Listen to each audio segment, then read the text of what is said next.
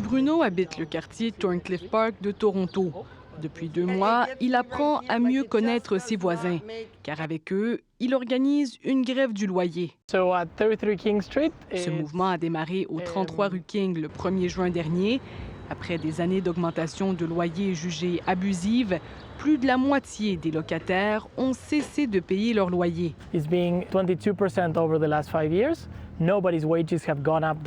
Selon l'Association des locataires, les prix ont augmenté d'environ 20 dans les 5 dernières années, dans un bâtiment où les loyers doivent pourtant être contrôlés.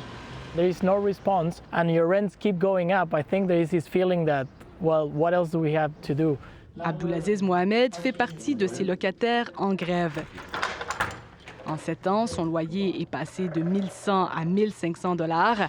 Le père de famille travaille dans une usine et avec un salaire mensuel de quelques 2 000 $, il ne peut pas se permettre une autre augmentation ou un déménagement. You can't move anywhere else because everywhere is expensive, you know. They have another building here, 22 King, daily, 2 bedroom, $3,000.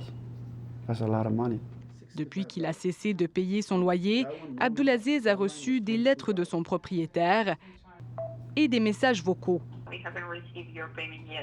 Mais le Torontois n'a pas peur d'être expulsé.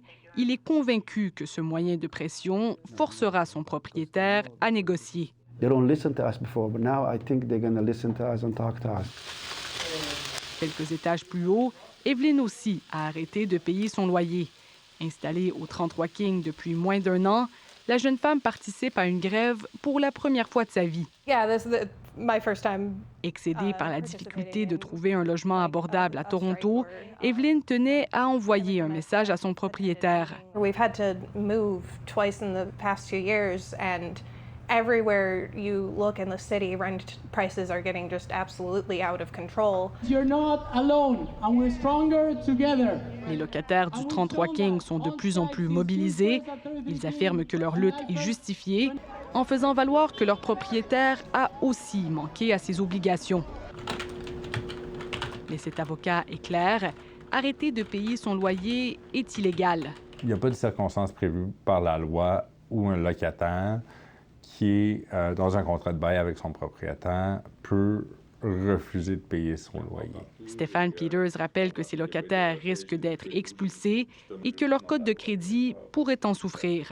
Les locataires ont des recours. Ça va être plus exigeant que le simple fait de refuser de payer son loyer, mais les conséquences potentielles sont beaucoup moins néfastes. At this point, it is a legitimate fight to withhold rent. Bruno, lui, juge que la lutte est légitime et se réjouit de voir le mouvement prendre de l'ampleur.